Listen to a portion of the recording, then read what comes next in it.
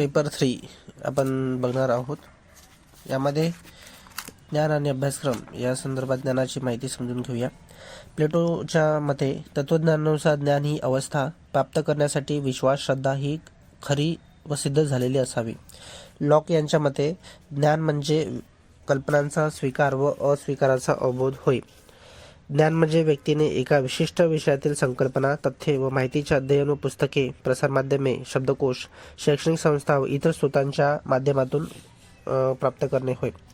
वाचन, निरीक्षण, श्रवण, स्पर्श इत्यादी संवेदनांच्या आदानप्रदानाद्वारे प्राप्त होणारी माहिती म्हणजे ज्ञान होय.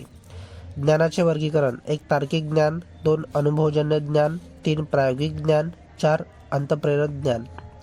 ज्ञानाची वैशिष्ट्ये: 1. ज्ञानाचे अभौतिक व अमूर्त स्वरूप, 2. ज्ञानाचे संचित स्वरूप, 3. ज्ञान हे सीमित व असीमित आहे, 4. ज्ञानाचे सामाजिक वैशिष्ट्य, 5. सैद्धांतिक व प्रात्यक्षिक आकलन. कौशल्य: ज्ञान आणि कौशल्य यातील फरक समजून घेऊया. ज्ञान म्हणजे व्यक्तीने एखाद्या विशिष्ट विषयातील संकल्पना, तथ्य व माहितीचे अध्ययन व पुस्तके, प्रसारमाध्यमे, शब्दकोश, शैक्षणिक संस्था व अन्य स्रोतांच्या माध्यमातून करणे होय. तर कौशल्य म्हणजे माहितीचा उपयोग करण्याची क्षमता व ती एखाद्या परिस्थितीत उपयोजन करण्याची क्षमता होय. क्षमता म्हणजेच कौशल्य होय. ज्ञान हे शिकता येते, तर कौशल्य ते जन्मजात असू शकते. ज्ञान हे सैद्धांतिक ज्ञान हे एका व्यक्तीकडून दुसऱ्या व्यक्तीला देता येते, तर कौशल्य संदर्भात कौशल्य ही इतर लोकांकडे रूपांतरित करता येत नाही.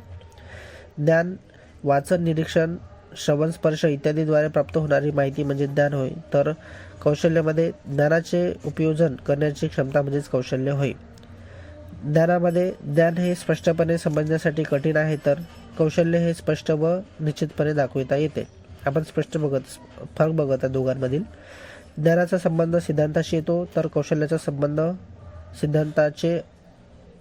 सिद्धांताचे यशस्वीपणे उपयोजन करण्याशी येतो. ज्ञान अनुभवातून प्राप्त होते, तर कौशल्य विकासासाठी सराव हा एकमेव मार्ग आहे. ज्ञानाच्या पायावरून मानवी जीवन उभे राहते, तर कौशल्य दररोजचे जीवन जगण्यासाठी आवश्यक असतात. ज्ञान मिळवण्यासाठी गहन विचार, चिंतन उपयुक्त आहेत, तर कौशल्यामध्ये प्रवीण, निपुण होण्यासाठी प्रयत्न उपयुक्त आहेत. अध्यापकांच्या अंगी कोणती कौशल्य असावी? नंबर 1. अध्यापन कौशल्य, 2. प्रशिक्षण घेणे आवश्यक, 3. प्रसंगानुसार हावभाव व भाषाबद्दल कौशल्य, 4. योग्य शैक्षणिक साधने हाताळणे कौशल्य, 5. संप्रेषण कौशल्य, 6. प्रेरणा देणे कौशल्य, 7. प्रबलन कौशल्य. शिक्षकी व्यवसायासाठी ज्ञान आवश्यक आहे. नंबर 1. अध्यापन पद्धतीचे ज्ञान, 2. अध्यापन शास्त्रीय ज्ञान, 3. अभ्यासक्रमाचे ज्ञान, 4. आशय ज्ञान, विशेष व सामान्य आशय ज्ञान, 5. आशय व अध्यापनाच्या एकात्मीकरणाचे ज्ञान. माहितीचा अर्थ: असंघटित व असंबंधित वास्तव तसेच तथ्ये जे एकूण, वाचून किंवा संप्रेषणाद्वारे प्राप्त होतात त्यांना माहिती म्हणतात. कोणत्याही राष्ट्राच्या आर्थिक, औद्योगिक, सामाजिक प्रगतीचा केंद्रबिंदू म्हणजेच माहिती आहे. माहितीची वैशिष्ट्ये: माहितीचा उपयोग गरजांचे समाधान करण्यासाठी व निर्णय घेण्याकरिता, समस्या सोडविण्यासाठी, विकास कामाकरिता, नियोजन, संशोधन इत्यादी कारणासाठी होतो. 2. माहितीची व्याप्ती, अत्याधुनिकता, विविध माध्यमांचा वापर केला जातो. 3. माहितीचे हस्तांतरण कार्याची परिणामकारकता वाढवण्यासाठी. 4. विविध कार्यातील विविध बाबींमध्ये माहितीच्या मोठ्या प्रमाणावर उपयोग. माहितीचे फायदे: नंबर 1. कोणताही निर्णय घेतल्यास त्याचे चांगले वाईट परिणाम काय होतील यासाठी माहितीच्या आधारे विश्लेषण करता येते. 2. एखाद्या विषयाच्या संबंधीची वस्तुस्थिती व इतर घटकांशी असणारा संबंध, गुणवत्ता इत्यादींमधून उपयुक्त ठरते. 3. माहितीचा उपयोग समाधान करण्यासाठी व निर्णय घेण्याकरिता, समस्या सोडवण्यासाठी, विकास कामाकरिता. 4. माहितीमुळे व्यक्ती, गट व संस्था, विद्यार्थी, शिक्षक, संशोधन इत्यादीचे उद्दिष्ट प्राप्त होते. 5. माहितीच्या आधारे निष्कर्ष काढण्यास मदत होते. माहिती व ज्ञान यातील फरक. माहिती: 1. असंघटित, असंबंधित वास्तव तथ्ये जी एकूण, वाचून किंवा संप्रेषणाद्वारे प्राप्त होतात त्यांना माहिती म्हणतात, तर माहितीची संघटित बाजू म्हणजे ज्ञान होय. 2. संगणक प्रणालीद्वारे माहिती हा डाटा, सामग्री आधारित आशय, वेब इत्यादी. मानवांच्या बाबतीत माहिती म्हणजेच विधाने जी बोलणारा लेखक यांच्याकडून समज, आकलन, गैरसमज, गैरआकलन होते.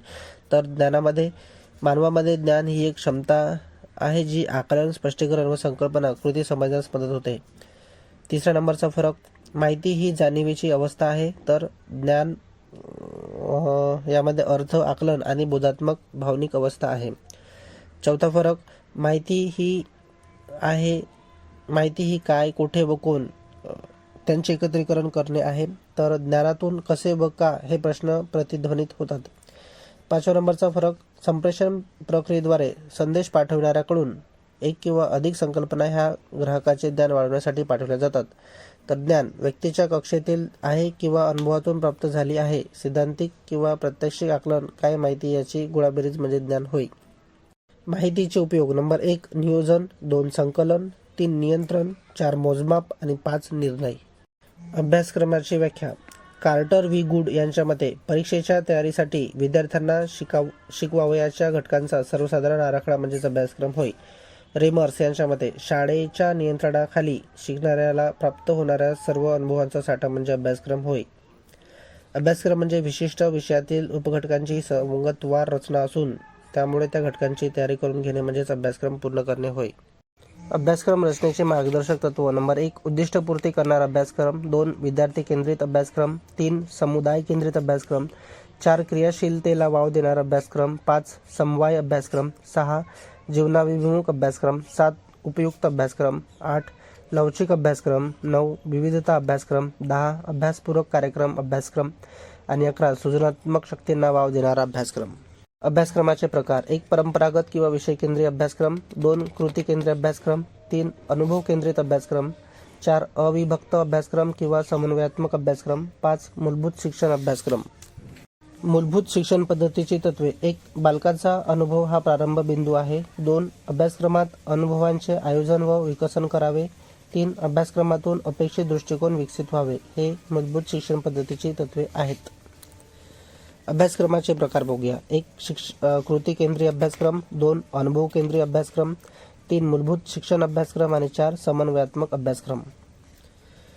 अभ्यासक्रम व पाठ्यक्रम यातील फरक बघूया. फरक नंबर 1 अभ्यासक्रमाचा कालावधी हा अधिक असतो तर पाठ्यक्रमाचा कालावधी मर्यादित किंवा 1 वर्षाचा असतो. नंबर 2 अभ्यासक्रमाचे स्वरूप व्यापक असते तर पाठ्यक्रमाचे स्वरूप मर्यादित असते. फरक 3 अभ्यासक्रमामध्ये एकूण शिक्षणाची ध्येय व सर्वसामान्य उद्दिष्टे विचारात घेतली जातात तर पाठ्यक्रमामध्ये विशिष्ट इयत्तेची व त्या वर्षात साध्य होणारी उद्दिष्टे विचारात घेतली जातात. फरक 4 अभ्यासक्रम केवळ स्थूल मार्ग दाखवितो तर पाठ्यक्रम अभ्यासक्रमाने दर्शवलेली त्या मार्गातील टप्पे निश्चित करतो. फरक 5 शिक्षणातील स्तरानुसार अभ्यासक्रम तयार केला जातो. उदाहरणार्थ 1ली ते 5वी, 6वी ते 8वी आणि 9वी ते 10वी. तर पाठ्यक्रम प्रत्येक इयत्तेसाठी स्वतंत्र असतो. पाठ्यक्रम रचनेच्या पद्धती, 1 घटक पद्धत, 2 समकेंद्री पद्धत, 3 रेषीय पद्धत आणि 4 ऐतिहासिक पद्धत. आंतरक्रियात्मक चर्चेची वैशिष्ट्ये, 1 चर्चेत गट समाविष्ट असतो, 2 चर्चा हेतुपूर्ण व सहकार्यात्मक असते, 3 वर्गातील वातावरण, 4 मुद्दे क्रमाने विचारात घेतले जातात, 5 योग्य निर्णय घेणे, 6 सामूहिक कार्यभावना विकसित होते, 7 स्वतःला जाणून घेण्यास सहाय्य, 8 लोकशाही मूल्यांचा विकास. परिसंवाद पद्धतीचे उद्देश. गुड यांनी परिसंवादाची व्याख्या करताना म्हटले की परिसंवाद 2 किंवा 2 पेक्षा जास्त लोकांना एखाद्या विषयासंबंधी भिन्न दृष्टिकोन असलेली तयारी करणे, सादर करणे आणि चर्चा करणे होय. परिसंवाद पद्धतीचे उद्देश, नंबर 1 विद्यार्थ्यास विषयाची जाणीव करून देणे, 2 स्वयंअध्ययनास विद्यार्थ्यास प्रोत्साहन करणे, 3 विद्यार्थ्यात आत्मविश्वास वाढविणे, 4 विद्यार्थ्यांना वेगवेगळ्या विषयांकडे दृष्टिकोनातून पाहण्याचा प्रयत्न करण्यास प्रवृत्त करणे, 5 विद्यार्थ्यांच्या क्षमतांवर विकास व्हावा म्हणून संधी देणे, 6 विद्यार्थ्यास विषयाच्या तयारीसाठी संशोधन करण्यास मदत करणे. परिसंवाद पद्धतीचे फायदे व मर्यादा. फायदे, आत्मविश्वास वाढतो, 2 स्वयंअध्ययनाची सवय लागते, 3 आत्मविश्वास निर्माण होतो, 4 विषयाच्या सर्व बाजू विद्यार्थ्यास कळतात आणि 5 अभिव्यक्ती कौशल्य विकसित होते. तर परिसंवाद पद्धतीच्या मर्यादा, 1 अध्ययन करताना अधिक वेळ लागतो आणि 2 मर्यादित विद्यार्थी संख्या मर्यादित असल्यामुळे अध्ययन पद्धती प्रभावी ठरते, अन्यथा प्रभावी ठरत नाही. पृच्छ प्रशिक्षणाचा अर्थ. पृच्छ प्रशिक्षणात एखाद्या कुतूहलजन्य किंवा विसंगत प्रसंगाच्या प्रस्तुतीद्वारे विद्यार्थ्यांचे कुतूहल जागृत करून त्यांना प्रश्न विचारण्यास प्रवृत्त केले जाते. पृच्छेच्या काही नियोजित नियमांच्या आधारे विद्यार्थी वैज्ञानिक पद्धतीने तसेच तर्कशुद्धपणे प्रश्न विचारायला शिकतात व स्वतःच उत्तर शोधून काढू शकतात. पृच्छ प्रशिक्षणाच्या पायऱ्या. 1 विसंगत प्रसंग सादर करणे. 2. समस्येबाबत नियमबद्ध प्रश्न विचारणे. 3. समस्येशी संबंधित नेमके घटक कोणते हे प्रायोगिक प्रश्नाद्वारे निश्चित करणे. 4. मिळालेल्या माहितीच्या आधारे विसंगत प्रश्नांबाबत स्पष्टीकरण देणे. 5. विद्यार्थ्यांनी वापरलेल्या पृष्ठ पद्धतीचे विश्लेषण करणे. सांघिक अध्यापन. सांघिक अध्यापन म्हणजे काय तर विशिष्ट विद्यार्थ्यांच्या कोणत्याही प्रकारच्या अध्यापनासाठी 2 किंवा अधिक शिक्षकांनी पाठाचे नियोजन, अध्यापन व मूल्यमापन याबाबत हेतुतः आणि सातत्याने केलेली जबाबदारीची भागीदारी म्हणजे सांघिक अध्यापन होय. सांघिक अध्यापनात 2 किंवा त्यापेक्षा जास्त शिक्षक एकाच वर्गाला एकच विषय शिकवण्यासाठी नियोजन, तयारी, प्रस्तुतीकरण व मूल्यमापन करण्याची जबाबदारी घेतात, त्याला सांघिक अध्यापन म्हणतात. सांघिक अध्यापनाचे उद्दिष्टे. नंबर 1. अध्यापनाचा दर्जा उंचावणे व तज्ज्ञ व्यक्तींच्या मार्गदर्शनाचा फायदा करून घेणे. 2. विद्यार्थ्यांमध्ये असलेल्या कौशल्यांचा जास्तीत जास्त चांगल्या प्रकारे उपयोग करून घेणे. 3. विद्यार्थ्यांच्या गरजेनुसार अध्यापन करण्यातून मदत करणे. 4. अध्ययन अध्यापन कार्यात सहकार्य वृत्ती वाढीस लावणे. 5. शिक्षकात संघभावना, जबाबदारी तसेच जाणीव विकसित करणे. सांघिक अध्यापनाचे प्रकार. नंबर 1. श्रेणीबद्ध सांघिक अध्यापन आणि 2. समप्रभावी सांघिक अध्यापन. सांघिक अध्यापनाची तत्वे. आकार व रचने तत्व. 2. अध्ययन वातावरण तत्व. 3. जबाबदारीचे तत्व. 4. वेळेच्या नियोजनाचे तत्व. 5. निरीक्षणाचे तत्व. वैदिक काळातील शिक्षणाचे ध्येय. 1. चारित्र्य निर्मिती करणे. 2. आध्यात्मिक विकास करणे. 3. उपजत शक्तीचा विकास करणे. 4. ज्ञान व अनुभव. 5. सामाजिक जबाबदारी. 6. संस्कृती संवर्धन. वैदिककालीन शिक्षणाचे वैशिष्ट्ये. 1. विद्यारंभ संस्कार. 2. उपनयन संस्कार. 3. अभ्यासक्रम. 4. अध्यापन पद्धती. 5. अध्ययन अध्यापनाचा कालावधी. 6. वैदिक काळातील शैक्षणिक संस्था. 7. शिक्षण शुल्क आणि अर्थव्यवस्था. 8. गुरु-शिष्य संबंध. 9. शिस्तपालन. 10. परीक्षा पद्धती आणि 11. समावर्तन समारंभ. बौद्धकालीन शिक्षणाचे उद्देश. 1. निर्वाण प्राप्ती. 2. चारित्र्य संवर्धन करणे. 3. व्यक्तिमत्वाचा सर्वांगीण विकास करणे. 4. सामाजिक कौशल्याचा विकास करणे. 5. राष्ट्रीय संस्कृतीचे संरक्षण व संवर्धन करणे. बुद्धांनी 4 आर्य सत्य सांगितली. 1. जीवन दुःखमय आहे. 2. दुःखाची अनेक कारणे आहेत. 3. दुःखाचा समूळ नाश करणे शक्य आहे. आणि 4. दुःख निवारण्याचे अनेक मार्ग आहेत. बौद्धकालीन शिक्षणाची वैशिष्ट्ये. 1. बौद्ध संघ. 2. संघ प्रवेश. 3. पब्बज्जा. 4. उपसंपदा. 5. संघ प्रवेशासाठी निषिद्ध बाबी. 6. उपाध्यायाचे कर्तव्य आणि योग्यता. 7. शिष्याची दिनचर्या. 8. गुरु-शिष्य संबंध म्हणजेच शिक्षक विद्यार्थी संबंध. 9. विद्यार्थी संख्या. 10. निवासस्थान आणि 11. अभ्यास विषय किंवा पाठविषय. पब्बज्जा म्हणजे वैदिक शिक्षण पद्धतीतील उपनयन संस्काराप्रमाणेच बौद्धकालीन शिक्षण पद्धतीमध्ये पब्बज्जा संस्कार अनेक आयोजन करण्यात येत होते. हा संस्कार शिष्याच्या मातापित्यांच्या परवानगीशिवाय होत नव्हते. पब्बज्जा शब्दाचा अर्थ बाहेर जाणे असा होतो. पब्बज्जा संस्कार वयाच्या 8व्या वर्षी करण्यात येत असे. बौद्धकालीन शिक्षण पद्धतीची अध्यापन पद्धती. 1. मौखिक शिक्षणाला प्राधान्य. 2. प्रश्नोत्तर, वादविवाद व भाषण. 3. तर्कशक्तीला विशेष स्थान. 4. देशाटनातून धर्मप्रसार. 5. विद्वत सभा. 6. एकांत साधना. बौद्धकालीन शिक्षणाची केंद्रे. 1. तक्षशिला. 2. नालंदा. 3. वल्लभी. 4. विक्रमशिला. 5. ओलपुरी. 6. मिथिला. 7. नडिया आणि 8. जगदाला. शिक्षणाचे प्रकार. ललित कलांचे शिक्षण. 2. सैनिकी शिक्षण. 3. व्यावसायिक शिक्षण. 4. हस्तकलांचे शिक्षण. 5. वैद्यकशास्त्रांचे शिक्षण. त्या काळातील शिक्षण संस्था. प्रकार. 1. प्राथमिक आणि 2. माध्यमिक आणि उच्च माध्यमिक. प्राथमिक प्रकारामध्ये मक्तब, खानगाह, दरगाह, कुराण स्कूल असे 4 प्रकार होते. तर माध्यमिक आणि उच्च माध्यमिकमध्ये मदरसा, फारसी स्कूल आणि अरबी स्कूल अशा प्रकारच्या शिक्षण संस्था होत्या. अध्यापन पद्धती. 1. पाठांतर. 2. व्याख्यान. 3. प्रश्न. 4. सराव. 5. उदाहरणांचा वापर. 6. मनन आणि 7. मॉनिटरिंग पद्धती. तेव्हाच्या काळात शिक्षणाची केंद्रे. मध्ययुगीन काळामध्ये शिक्षणाची केंद्रे होती दिल्ली, आग्रा, जौनपूर, बिदर.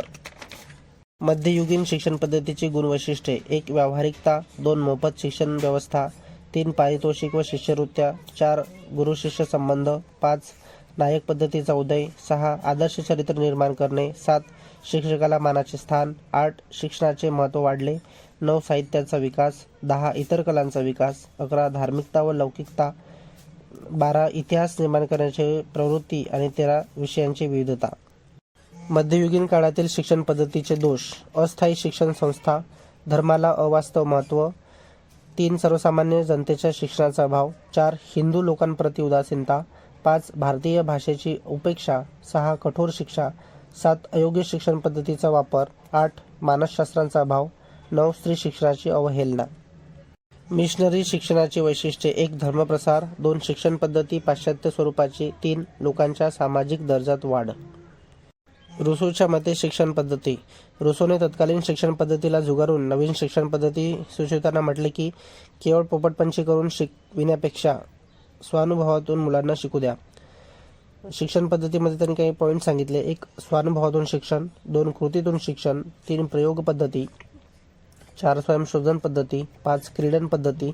आणि 6. मानसशास्त्रीय सिद्धांतानुसार शिक्षण पद्धती. पॅस्टॉलॉजीचे शिक्षणविषयक विचार.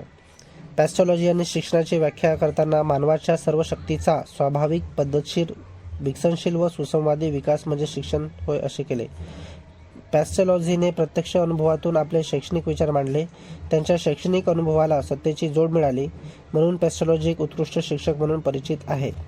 त्यांचे शैक्षणिक विचार. 1. शिक्षणातून व्यक्तिविकास. 2. ज्ञानेंद्रियाचा विकास. 3. बालकाच्या सुप्त शक्तीचा विकास. 4. नैतिक व सात्विक गुणांचा विकास. पॅस्टॉलॉजीच्या मते शिक्षणाचे ध्येय. 1. व्यक्तिविकास. 2. निसर्ग उत्कृष्ट शिक्षक. 3. अभ्यासक्रम. 4. निवासस्थान. 5. वस्तुनिष्ठ पाठांचा सराव. 6. शिक्षणातून शिस्त. 7. बालकेंद्रित शिक्षण. 8. वेळापत्रक. आणि 9. शिक्षणाची पद्धत. जॉन डुई यांच्या मते शैक्षणिक विचार. 1. शिक्षण सामाजिक प्रक्रिया आहे. 2. शिक्षणाचा अर्थ विकास होय. 3. कृती केंद्री अभ्यासक्रम. 4. शिक्षणातून स्वातंत्र्य व शिस्त. 5. शिक्षण म्हणजेच जीवन. 6. शिक्षण लोकशाहीला पोषक असावे. 7. शिक्षण ही अनुभवांची पुनर्रचना होय. 8. कृती ज्ञानाची जननी होय. जॉन डुई हे कार्यवादी विचारवंत होते. त्यांच्या शैक्षणिक विचारांमध्ये मनुष्य कर्तृत्वाला व प्रायोगिकशीलतेला विशेष महत्त्व होते. सतत नवीन नवीन अनुभव येत असतात. प्रयोगशील वृत्ती ही आजच्या विज्ञानाची युगाची देणगी आहे.